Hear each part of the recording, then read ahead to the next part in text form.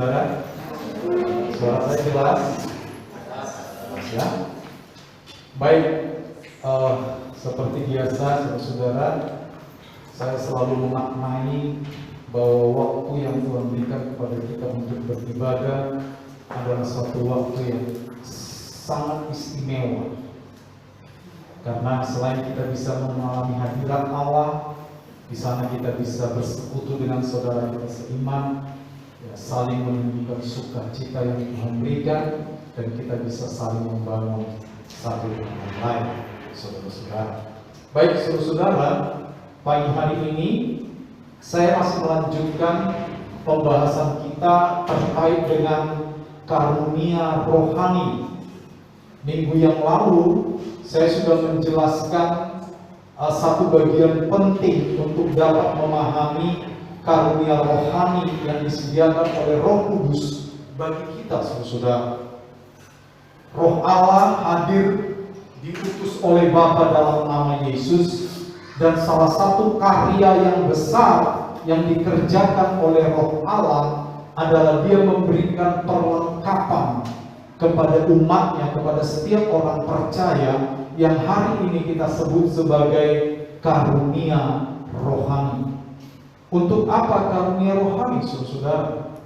Karunia rohani diberikan oleh Roh Kudus agar kita bisa saling melayani satu dengan yang lain.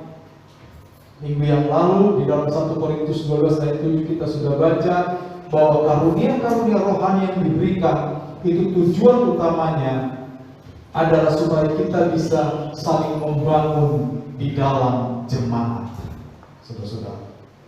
Nah, pagi hari ini saya akan melanjutkan pembahasan ini dengan mengarahkan pembahasan terkait dengan bahwa kita tidak boleh membandingkan diri kita dengan orang lain. Jadi ini isi pelajaran kita hari ini terkait dengan karunia rohani. Kita tidak boleh membandingkan diri kita dengan orang lain. Kira-kira yang mau disasar oleh pelajaran pagi ini seperti ini, saudara. Nanti setiap jemaat yang minggu lalu kita sebut sebagai anggota, Kristus adalah kepala, ya. Jemaat adalah tubuh, dan masing-masing kita adalah anggota di dalam tubuh itu. Nah, kepada masing-masing anggota Tuhan akan memberikan kita mungkin saja karunia rohani yang berbeda-beda. Kepada seorang mungkin akan diberikan karunia rohani untuk menasehati orang lain atau memberikan penghiburan. Kepada orang lain bisa jadi Tuhan memakai saudara khusus menjadi pendoa syafaat. Ya, jadi kalau saudara selalu diberikan kerinduan untuk berdoa di dalam hatimu, maka pakai kerinduan itu. Mungkin saja itu adalah karunia rohani yang Tuhan berikan kepadamu. Ada orang-orang yang mungkin diberikan karunia murah hati. Ya, seseorang yang diberikan berkat-berkat jasmani, lalu dia diberikan karunia murah hati. Dia rajin menolong orang-orang, mungkin tetangganya yang kekurangan, dia bisa ulurkan tangannya, ya, dan sebagainya. Jadi bisa jadi saudara di dalam kita nanti diberikan Tuhan karunia yang berbeda-beda. Nah, dalam konteks ini, di dalam konteks seperti ini, kita tidak boleh membandingkan diri kita dengan orang lain. Artinya, waduh, kenapa dia dapat karunia itu, saya tidak. Mengerti saudara-saudara ya? Karena semua karunia rohani itu berguna. Seperti minggu lalu kita bahas, tidak mungkin tangan bisa bertumbuh sendiri kalau dia terlepas dari tubuh. Tidak mungkin mata merendahkan telinga lalu berkata, saya dong yang paling hebat, saya bisa melihat, kamu nggak bisa. Walaupun bisa melihat, kalau nggak bisa dengar, kurang, betul nggak? Ya, jadi sekali lagi di dalam konteks perbedaan, di dalam konteks kemajemukan karunia yang Tuhan berikan, kita harus tetap bergandengan tangan. Amin saudara.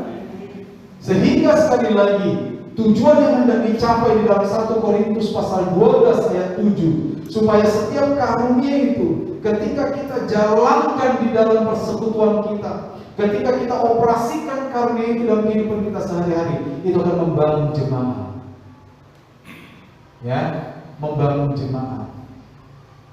Seperti itu saudara. Jadi kita tidak boleh membandingkan diri kita dengan orang lain dengan dua alasan. Yang pertama, perbandingan seperti itu atau membanding-bandingkan diri kita dengan orang lain itu tentu saja tidak menyenangkan hati Tuhan. Dan yang kedua, kita akan lihat nanti, ketika kita membanding-bandingkan diri kita dengan orang lain terkait dengan karunia rohani, bisa jadi itu akan membuat tawar hati orang lain atau hati kita. Nah, untuk mengerti ini kita akan bahas satu demi satu, ya. Perbandingan tidak menyenangkan Allah. Allah menciptakan kita itu berbeda satu dengan yang lain. Di dunia ini tidak ada satupun yang namanya kembar identik, betul? Mesti ada perbedaan. Ya, tidak ada satupun yang namanya kembar identik. Ya, tahun yang lalu waktu saya menyusun tesis untuk tugas terakhir dari program pasca sarjana yang saya ikuti, saya mengambil tema tentang kerik selamat. Orang-orang Semawa pasti mengerti, walaupun sedikit yang mengerti, ya. Nah, saya melihat bahwa kerik selamat itu sangat identik dengan istilah shalom dalam Alkitab, ya. Identik sekali sesuai dari terminologisnya atau makna asli kata, dari segi teologisnya dan dari segi praktisnya, artinya tindakan sehari-hari. Kerik selamat itu identik dengan kata shalom di dalam Alkitab. Tetapi tentu saja selalu saya temukan ada saja yang tidak benar-benar identik. Bahkan saudara-saudara, kalau saudara teliti kembar siam pun mesti ada bedanya, betul? Ya. Tahun yang lalu peserta Indonesian Idol ada Melita dan Melisa. Yang akhirnya Melitanya meninggal. Itu kembar identik. Bedanya cuma 2 jam lahirnya. Tapi itu pun ada beda. Sehingga benar bahwa Tuhan menciptakan kita itu berbeda. Ya. Jadi kita tidak boleh mengharapkan bahwa orang itu harus sama dengan saya atau saya harus sama dengan mereka. Apalagi terkait dengan pemberian Allah. Ingat, karunia rohani itu adalah pemberian Allah kepada kita. Ya. IQ kita pun beda-beda, betul nggak? Ya. Tetapi saya berikan peringatan kepada orang tua tentang IQ. Kebetulan saya bahas. Anak yang cerdas itu bukan sekedar anak yang jago matematika dan fisika. Jadi tolong orang tua modern memahami ini ya. Kalau matematika anakmu 6, bersabarlah. Mungkin dia memang tidak hebat di sana. Karena kecerdasan sekarang itu secara umum minimal ada 9 kecerdasan. Ya. Orang yang jago bikin puisi pun itu termasuk anak yang cerdas, betul? Dia lihat langit langsung tercipta puisi 3 bait. Belum tentu yang jago matematika bisa begitu. Betul? Ini sekedar selingan saja supaya jemaat di tempat ini jangan lagi mengkategorikan anak cerdas kalau dia jago matematika dan fisika. Ya, kalau anakmu punya bakat seni, dia juga cerdas. Kalau anakmu sopan, walaupun dia nggak jago fisika, itu juga anak cerdas. Betul? Itu kecerdasan rohani. Ya. Demikian juga kita, Allah menciptakan kita masing-masing berbeda, kecerdasan kita berbeda, kualitas yang bisa kita tampung dalam hidup kita itu berbeda. Itu sebabnya sekali lagi di dalam Injil pernah diceritakan oleh Yesus tentang diberikannya 5 talenta kepada satu hamba, kepada hamba lain 2 talenta, dan kepada hamba yang lain 1 talenta. Itu kenapa? Karena hamba-hamba ini masing-masing berbeda kecakapannya. Tetapi berbeda kecakapan bukan berarti diperlakukan berbeda. Demikian hubungannya dengan karunia rohani. Ketika Tuhan memberikan saudara karunia untuk menasehati, lalu ada temanmu punya karunia memimpin pujian, menyanyi di sini, punya bakat worship leader seperti itu. Saudara tidak boleh bilang, Tuhan, saya pengen seperti itu, supaya saya sekali-sekali kelihatan. Masa saya nggak pernah kelihatan nasihati orang di balik layar? Saudara-saudara, ketika kau menasihati orang dengan sepenuh hati, dengan roh yang cinta akan Tuhan, itu nilainya sama persis di hadapan Allah dengan orang yang berdiri di sini lalu mulai memimpin pujian. Atau seperti saya berkorban, itu sama poinnya. Ya. Di dalam menjalankan karunia rohani tidak ada 3 poin atau 2 poin seperti main basket, enggak. Semuanya poinnya sama. Ini kita harus pahami supaya nanti ketika saudara dilawan Roh Kudus, ketika di dalam dirimu diberikan karunia-karunia rohani untuk saudara pakai dalam pelayanan, kita tidak membedakan diri kita. Kenapa saya tidak seperti si Badu yang cakap berkhotbah? Saya juga pengen cakap berkhotbah. Kenapa saya tidak seperti si B yang bisa main musik? Ya kalau saudara mau bisa main musik, latihan sih bisa ya. Nanti kita akan bedakan karunia rohani dengan bakat alami. Ya walaupun bakat alami pun bisa kita pakai untuk melayani, tetap bisa. Ya. Nah ketika kita membandingkan diri kita dengan orang lain di dalam tubuh Kristus, lalu timbul sungut-sungut karena saya tidak seperti dia, maka kita sedang tidak menyenangkan hati Tuhan. Dan kita tidak sedang menyenangkan hati Tuhan.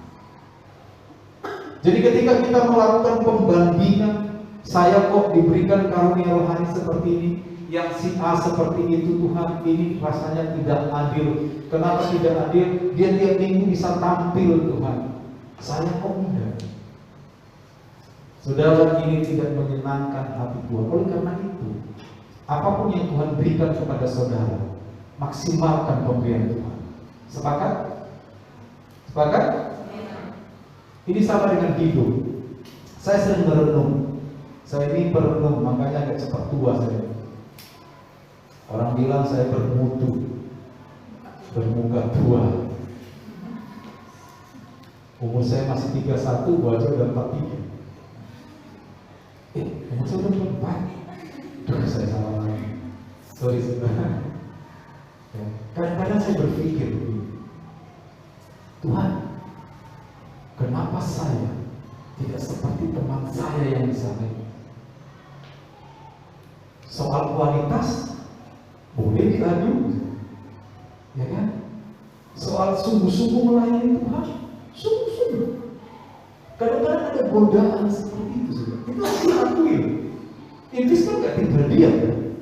Selain iblis sering menggoda kita, diri kita sendiri sering membuka untuk digoda.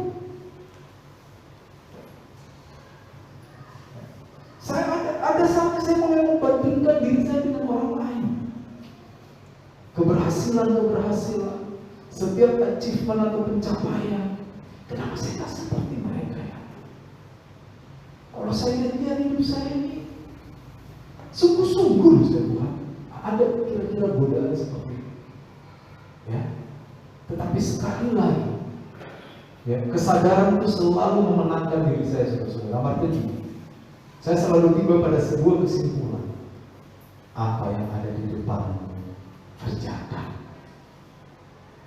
Itu suara itu dari dulu tetap sama. Itu suara-suara yang sangat berkesan di dalam hati saya. Saya tidak mendengar saya berbicara, tapi itu terkesan dalam hati saya. Apa yang ada di depanmu, kerjakan. Sampai hari ini kalimat itu selalu saya ingat. Itu tidak pernah saya dapat dari orang lain. Itu saya dapat dari perenungan saya kepada Allah. Apa yang ada di depanmu, kerjakan. Kenapa kamu mikiri pekerjaan yang jauh? Kenapa kamu mikiri pelayanan yang tidak Tuhan percayakan kepadamu? Pelayanan yang Tuhan percayakan kepadamu, kerjakan. Nah, itu begitu kuat. Sehingga hari ini kalau saya bisa bersaksi, saya katakan, saya menang dengan pergumulan ini. Saudara jangan pikir bahwa walaupun saya pendeta, godaan-godaan untuk dikenal orang itu besar. Betul? Kita harus akui. Kalau kita nggak terkenal rasanya gimana gitu ya. Saya tidak tahu apakah saudara merasakan godaan itu. Saya orangnya kolerik Samuel, ya, melankolis lagi. 3 karakter ini tergabung dalam diri saya. Secara jujur kadang-kadang saya merasa kuat, saya pengen dikenal.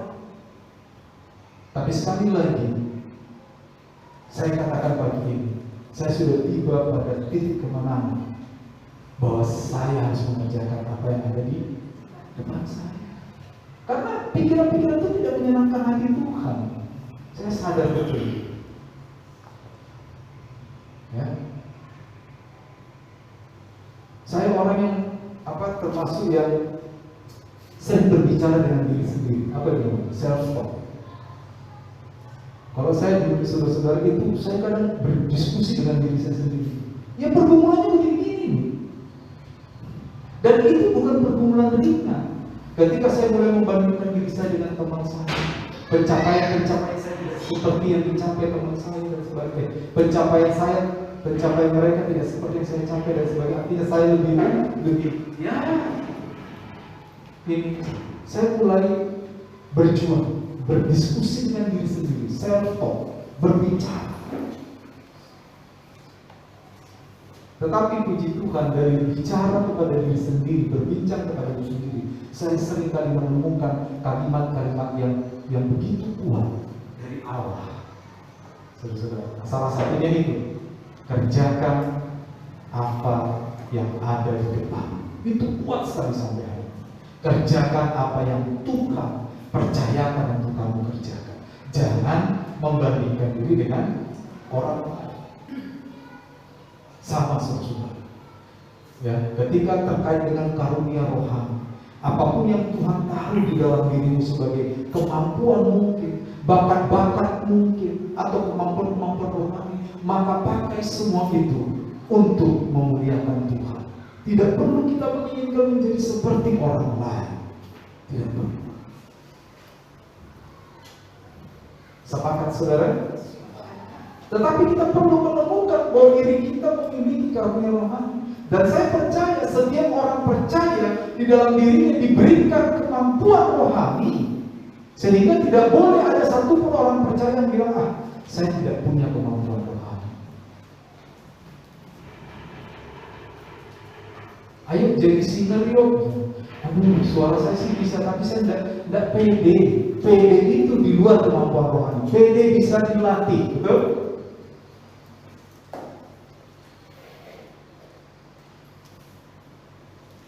Ayo bikin vokal grup. Aduh, saya malu kalau dilihat orang.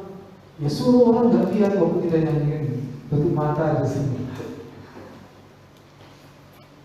Tidak boleh ada orang yang mengatakan bahwa di dalam dirinya tidak ada kemampuan rohani atau karunia roh. Semua orang percaya ketika mereka menjadi percaya, ketika mereka dipenuhi oleh Roh Kudus, di dalam diri mereka Tuhan selalu menempatkan karunia rohani.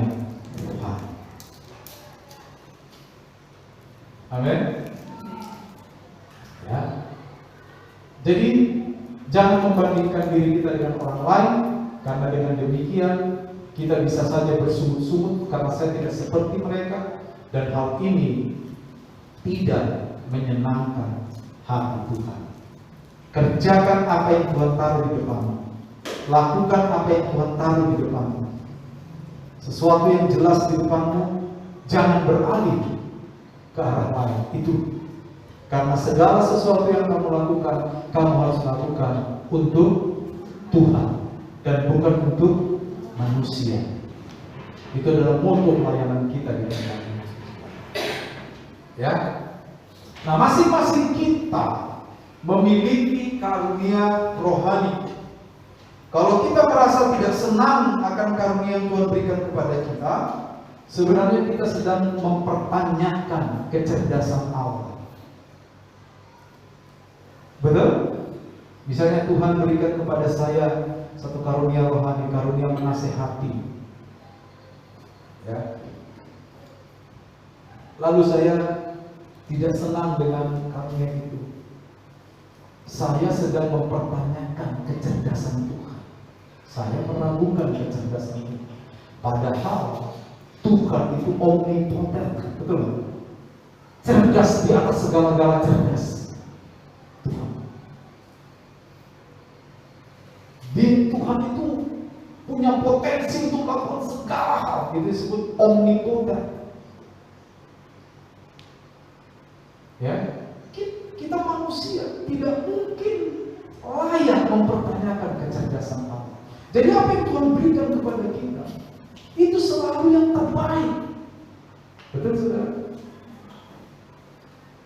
Saya tarik sedikit terkait doa misalnya.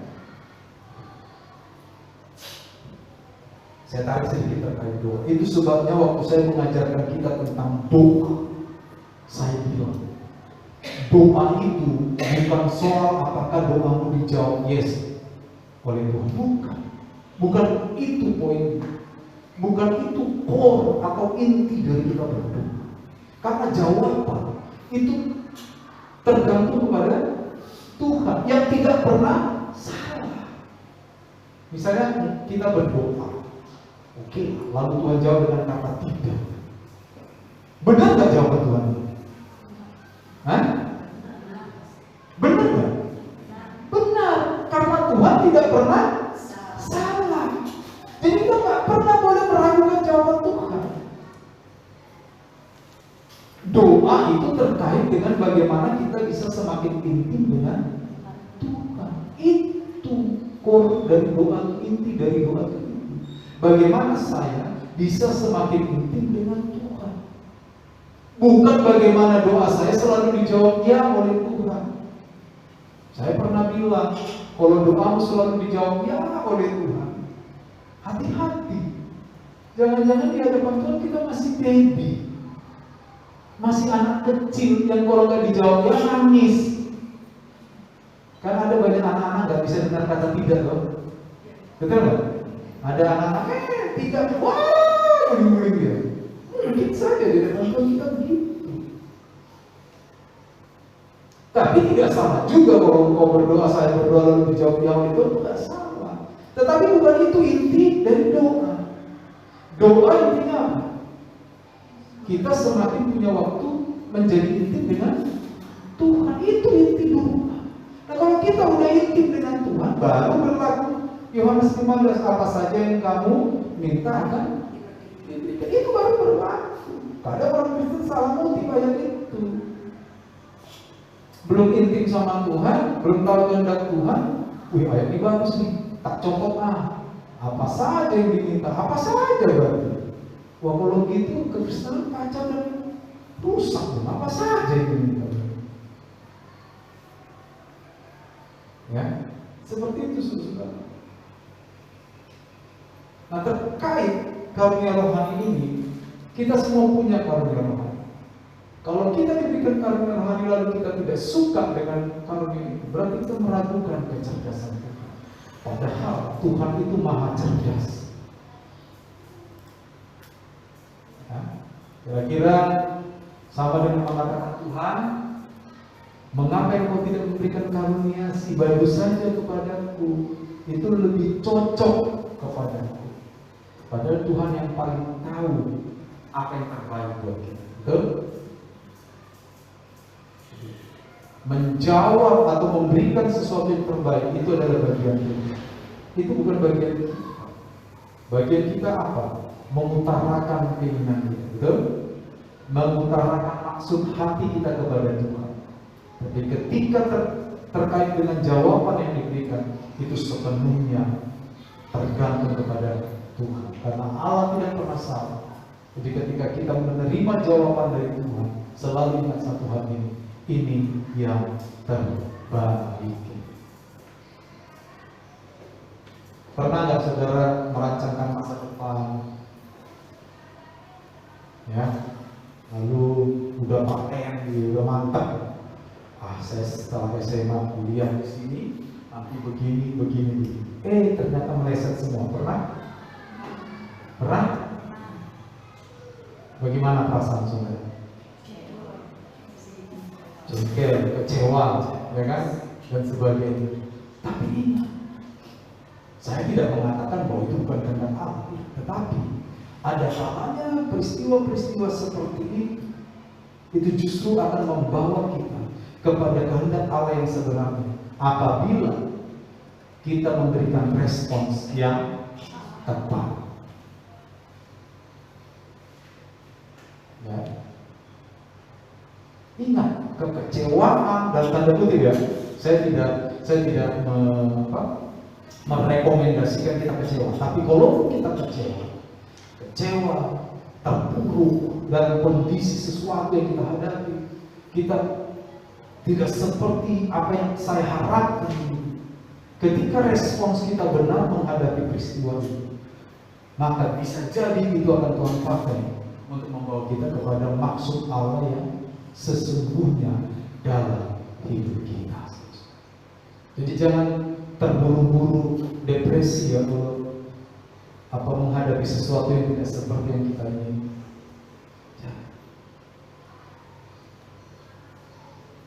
Seperti itu juga Tuhan membelokkan visi saya. Saya tidak pernah terbayang saya akan menjadi seorang gembala. Saya bilang saya tidak cocok sebagai gembala. Kenapa? Ya itu tadi. Sekarang aja saya keras, apalagi dulu. Nanti jemaat saya lari semua, Bro.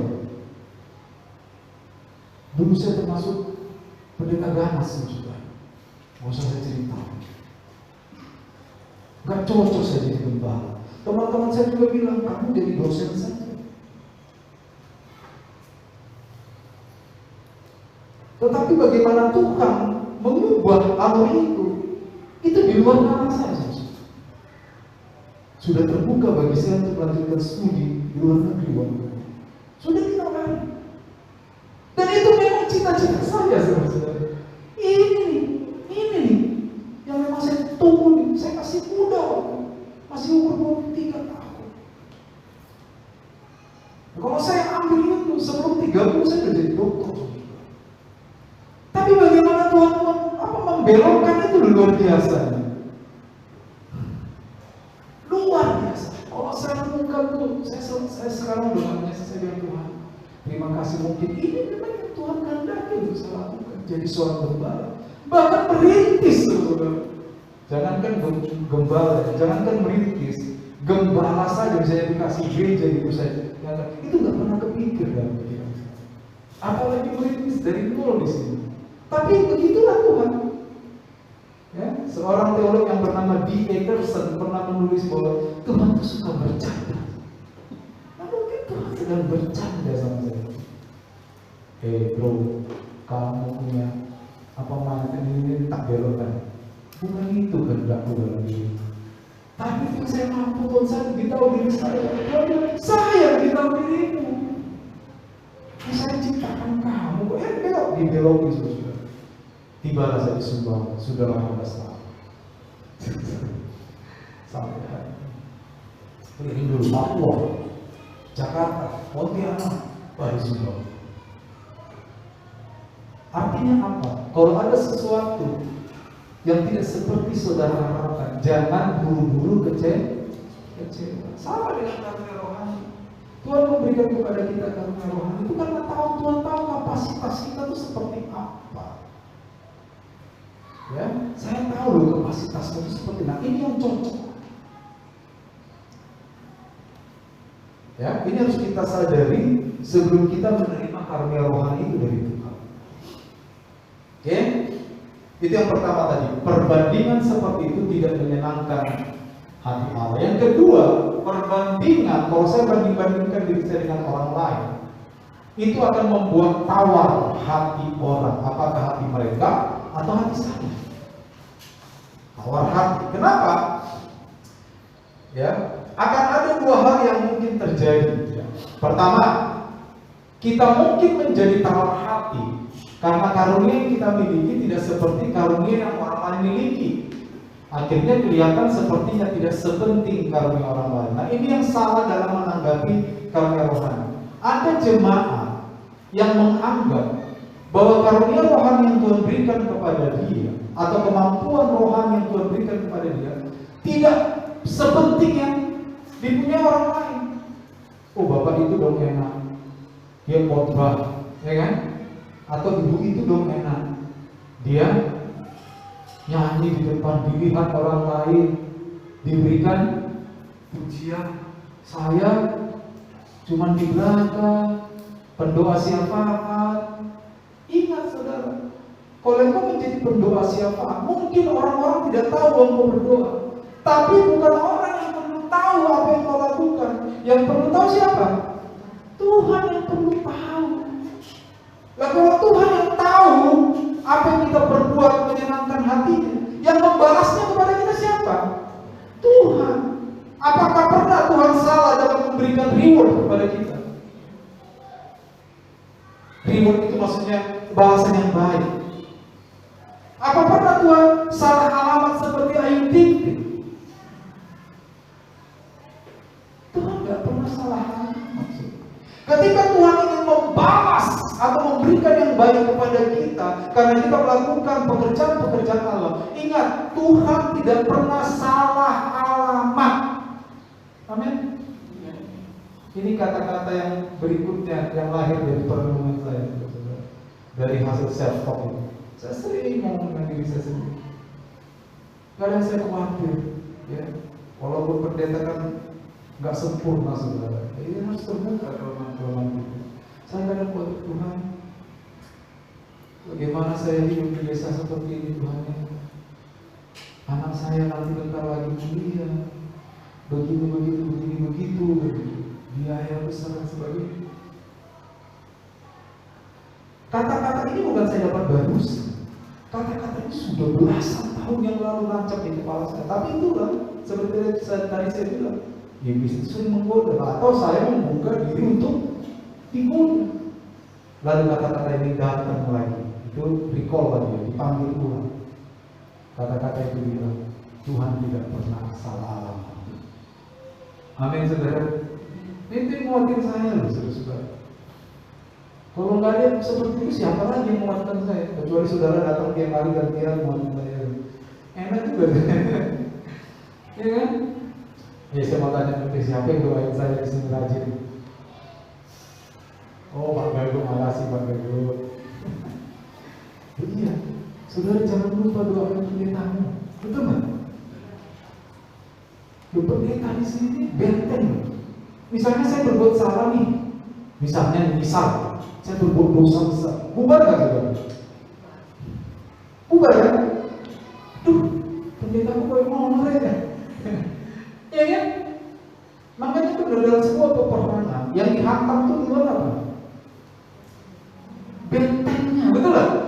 Bentengnya rusak. 2001 yang dihantam, 2001 atau 2011 ya? 2001 WTC dihantam. Itu Pentagon kan? Pentagon dia bang, rusak sistemnya US. Kenapa Pentagon? Ya karena itu. Kenapa WTC? Karena itu pusat uangnya Amerika. Di World Trade Center-nya itu. Pentagon pusat keamanan, dua itu dihantam, bang, rusak, betul. Sama dengan pendeta. Kalau dalam satu jemaah, kalau pendetamu rusak, misalnya saya rusak nih, saudara pasti rusak. Makanya mulai sekarang rajin-rajinlah berdoa buat kami. Amin. Gitu.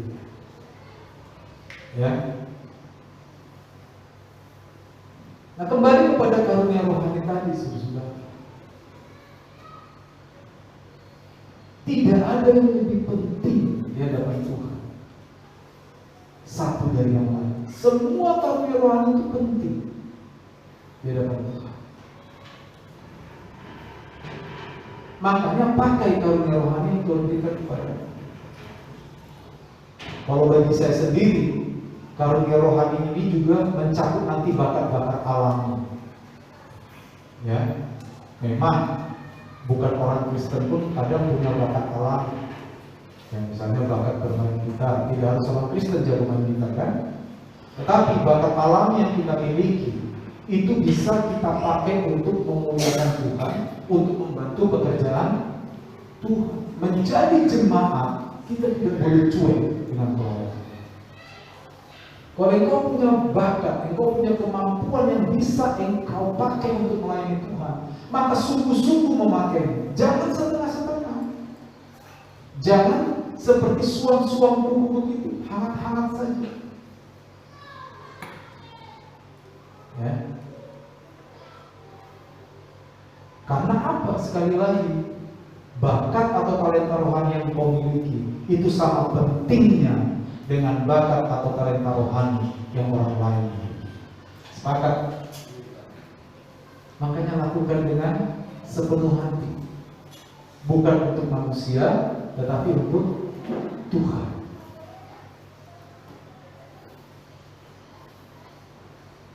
Di gereja ini, puji Tuhan, saya melihat saudara, ini bukan pujian yang basa-basi, tapi saya melihat saudara sudah menunjukkan kemauan untuk memakai bakat-bakat saudara. Gereja ini jadi ini hampir tanpa ongkos tukang, betul ya? Saya sering merenung, Tuhan kalau ini pakai ongkos tukang, kayaknya belum jadi gereja. Ya kan? Itu bagi saya secara pribadi ketika saya merenungkan itu, saya bersyukur kepada Tuhan.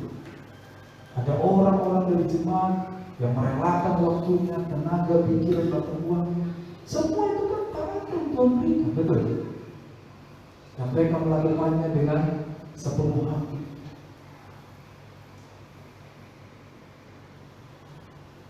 Saudara bisa bayangkan ibadah kita tidak berjalan mulus. Ya, ini saja sekarang saya yang main musik. Saya berdoa, Tuhan kirimkan seorang pemain musik atau dari jemaat mau dengan sungguh-sungguh belajar musik. Memang kadang-kadang anak-anak nggak tahan sama saya kalau latihan musik itu saya jadi main-main itu saya marah. Akhirnya mereka berhenti main musik.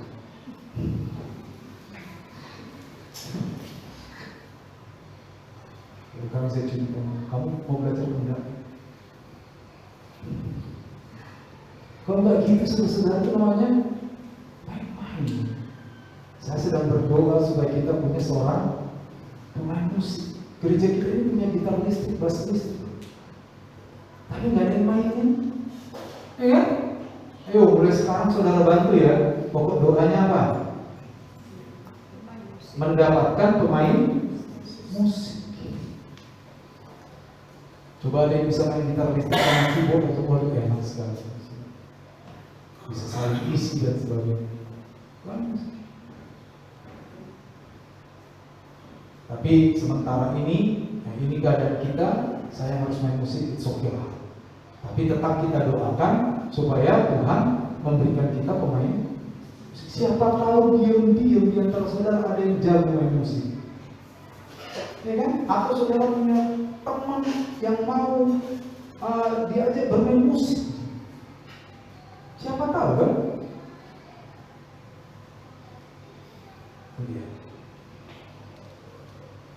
Jadi saudara, tidak ada karunia yang lebih penting daripada karunia lainnya. Semua karunia rohani, semua bakat rohani di hadapan Tuhan itu adalah sama penting. Lakukan dengan sepenuh hati kalau Tuhan percayakan itu kepada saudara. Intinya kalimat kuncinya apa? Jangan cuek. Jangan cuek. Tuhan tidak cuek kepada kita. Amin. Jangan cuek kepada pelayanan. Jangan cuek kepada pekerjaan Tuhan. Ya. Ingat tuh lagunya anaknya Sule. Mana aku cuek? Ya. Jangan sampai cuek. cuek. Baik, berikutnya yang kedua, ya, kalau kita membuat pembandingan, kita mungkin menjadi sombong karena merasa karunia kita lebih baik dari orang lain. Saya dong khotbah, ya kan? Saya dong WL. Kalau nggak ada saya mana jauh. Hati-hati sih. Saya dong, kalau saya nggak memberi sekian, mana jadi ini? Hati-hati. Saya dong, kalau saya nggak mau pasang tekad, mana jadi? Hati-hati. Amin. Jangan pernah menganggap apa yang kita kerjakan atau karunia yang ada dalam diri kita jauh lebih hebat dibanding dengan orang lain. Ya, jangan.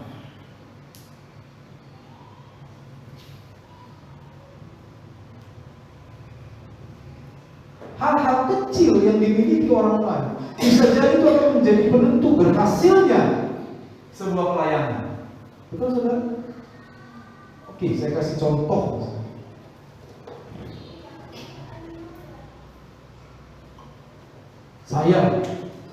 Misalnya saya mau berkhotbah ke Bima, misalnya, naik mobil. Ya, saya kalau ada yang bisa nyetir, maka kalau ke Bima, saya akan minta dia nyetir karena apa? Saya jam 6 harus khotbah. Kalau saya nyetir, kemungkinan saya akan merasa lelah. Sekarang saya mau tanya kepada saudara, di hadapan jemaat di Bima, yang lebih penting itu kehadiran saya atau kehadiran orang yang nyetir? Sama-sama penting. Di hadapan jemaat di Bima, mereka nggak pernah nanya siapa yang nyetir, Pak. Tapi kalau saya nggak hadir, mana, betul lah. Berarti di hadapan mereka yang lebih diharapkan siapa? Yang kabar. Tapi pertanyaan berikutnya penting. Kalau yang nyetir nggak ada, kira-kira saya bisa sampai Bima nggak? Nah itu loh yang saya maksud itu. Memang yang nyetir ini mungkin saja tidak mendapat pujian dari jemaat karena dia nggak tahu apa perannya. Mungkin setelah saya coba, saya bisa ambil, wah hebat Pak, atau inilah Pak. Saya mungkin saja dipuji lah begitu ya.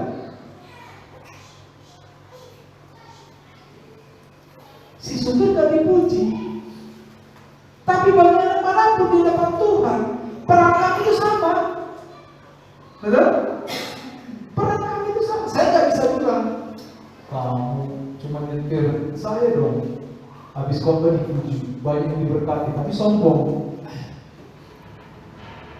Itu namanya kalau kita membandingkan diri kita dengan orang lain, kita bisa jatuh ke dalam dosa kesombongan. Akhirnya sopir saya atau yang menyetir saya tawar hati, hatinya.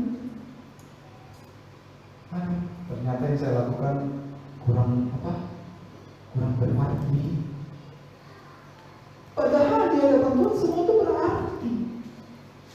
Makanya saya dari dulu saudara, saya membiasakan diri saya menjadi pendeta tidak mau membeda-bedakan kerja.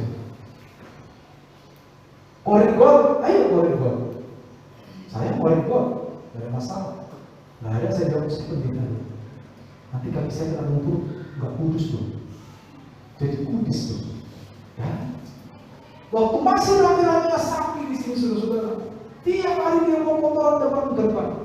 Saya sekok, saya ambil pakai ini, nggak langsung tangan sih, tapi pakai tangan. Saya nggak ada saya bilang, Pak Yakub tolong dong kesini cepat-cepat, ada kotoran sapi nih. Enggak. Saya berpikir supaya jemaat masuk tidak injek kotoran sapi. Saya baunya seperti kotoran sapi.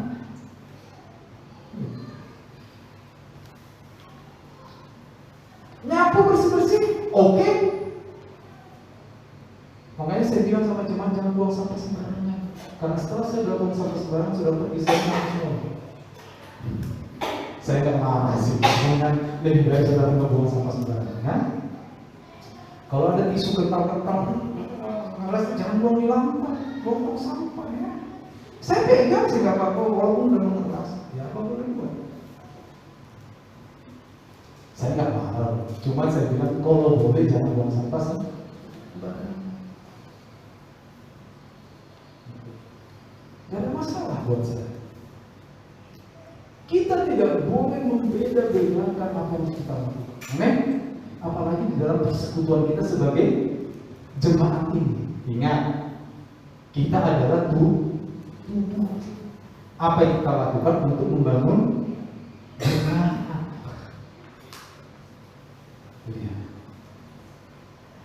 Pakai semua kemampuan peduli. Coba sesekali saudara lihat gereja ini dari sudut ke sudut. Apa yang kau tahu? Saya lihat sih, cuma karena saya nggak mampu sendiri, karena saya ada sakit sesak gitu. Kalau kena debu tuh apalagi daya tahan tubuh saya akhir-akhir ini menurun, masih sangat batuk saya sebenarnya, tapi puji Tuhan kalau saya khotbah batuknya hilang. Itu pertolongan Tuhan.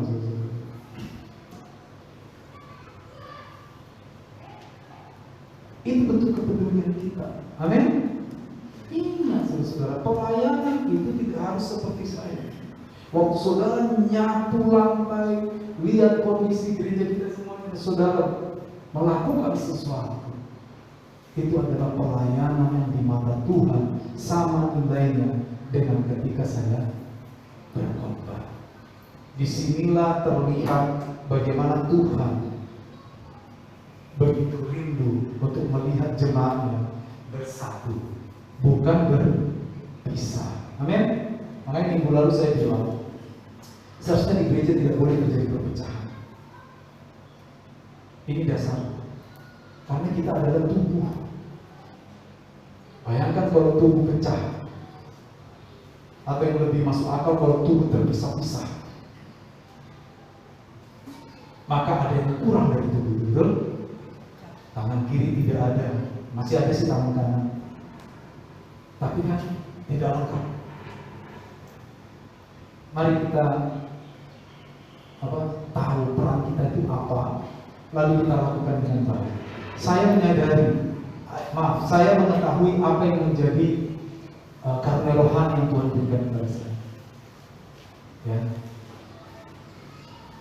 Dan saya mau mengasah karunia rohani. Saya mau memberikannya untuk kemuliaan Tuhan. Saya mau memakainya untuk pertumbuhan jemaat. Saya selalu bilang sama saudara, ketika saya harus berkhotbah minggu ini, dari Senin saya berpikir untuk khotbah. Mau apa Tuhan? Apa yang diperlukan jemaatnya? Jadi kalau kebetulan itu pas dengan permasalahan saudara-saudara terkoreksi, jangan bilang ini pendeta ini sengaja dilakukan. Jangan, itu kok udah saya siapin dari Senin. Misalnya masalah saudara muncul Jumat, itu kok udah jadi dari Senin itu. Ya, sepakat saudara? Itu kita bisa bertumbuh ya. Terakhir. Nah, masing-masing kita mendapatkan manfaat dari karunia orang lain. Coba saudara bayangkan, walaupun saya pandai berkhotbah, bisa, saya pandai, tetapi saudara tidak ada di tempat ini, ya. Atau saudara tidak bisa bantu saya misalnya menjalankan LCD, atau tidak ada yang memperbaiki mikrofon ketika terjadi error misalnya. Apakah ibadah berjalan dengan baik? Tidak. Artinya apa? Saya mendapatkan manfaat dari karunia orang lain. Demikian juga dengan saudara mendapatkan manfaat dari apa yang saya lakukan. Saya mau tanya, saudara mendapat manfaat dari setiap khotbah yang saya sampaikan? Artinya kita ini saling membangun. Kembali lagi 1 Korintus 2:7 itu. Setiap karunia rohani diberikan untuk saling. Artinya apa? Engkau penting bagi saya juga penting bagi saudara. Di sini digambarkan seperti mulut mengunyah makanan, seluruh tubuh mendapat manfaatnya. Ya, ini yang harus kita tangkap. Terakhir sekali, ada ilustrasi seperti sepatu istri atau sepatu suami. Ya, kalau masing-masing kita mengetahui bahwa Allah memberikan karunia yang sesuai dengan keadaan kita, maka pengetahuan ini akan menolong kita. Saya tidak akan merasa fit atau enak ketika saya mencoba memakai sepatu istri saya. Saya pernah pakai, saudara, muat agenda. Apalagi yang high heel itu yang enggak begitu tinggi, cuma 8 cm. Saya gini sebenarnya. Enggak muat high heel. Coba dia pakai sepatu saya begini. Ya kotak-kotak kayak anak bayi kan. Kakinya kecil. Itu tidak mungkin fit. Tidak mungkin. Ya. Sebenarnya sepatu itu tidak cocok sama sekali dengan kaki saya. Demikian juga sebaliknya. Sepatu saya tidak cocok sama orang lain atau istri saya. Nah, dalam cara yang sama, karunia yang diberikan Allah kepada saudara itu pasti sesuai dengan saudara, fit dengan saudara, fit dengan karaktermu. Misalnya kau suka bicara gitu, bisa jadi itu karunia rohani. Kalau kita kendalikan dengan tepat, jangan nanti suka bicara gosip, bukan karunia rohani. Kau mungkin hobi bicara, bisa jadi Tuhan mau pakai kau menjadi apa? Pembawa acara, betul kan? Atau musik juga, atau bahkan orang-orang yang sering memberikan masukan nasihat kepada orang lain. Mana ada orang yang diberikan karunia rohani jarang ngomong, betul kan? Coba nasihati dulu bapak itu, Pak, saya mau nasihati.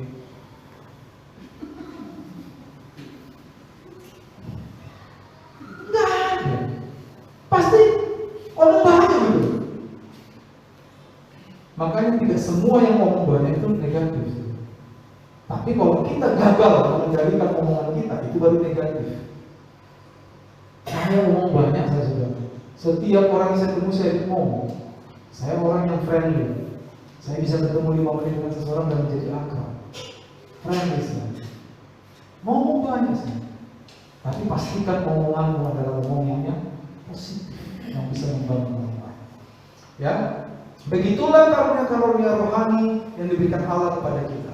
Karunia yang dia berikan kepada anggota lain dalam tubuh Kristus itu pasti fit untuk mereka, bukan untuk kita. Tetapi setiap karunia bisa bekerja bersama-sama untuk membangun tubuh Kristus. Itu cuma. Amin.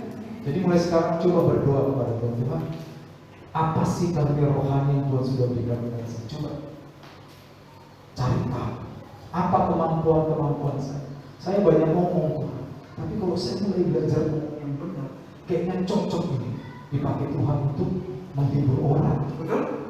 Kayaknya cocok nih dipakai Tuhan untuk menasihati orang. Kalau kau bukan seperti itu, berdoa dan belajar, baca buku tentang nasihat-nasihat, baca buku tentang psikologi dan sebagainya, itu mengembangkan karunia seperti itu. Amin, saudara. Saya dan saudara sudah lemas, mungkin saya. Memang kadang-kadang mendengarkan itu jauh lebih lelah daripada berbicara, ya. Puji Tuhan. Ya, saya kira itu Tuhan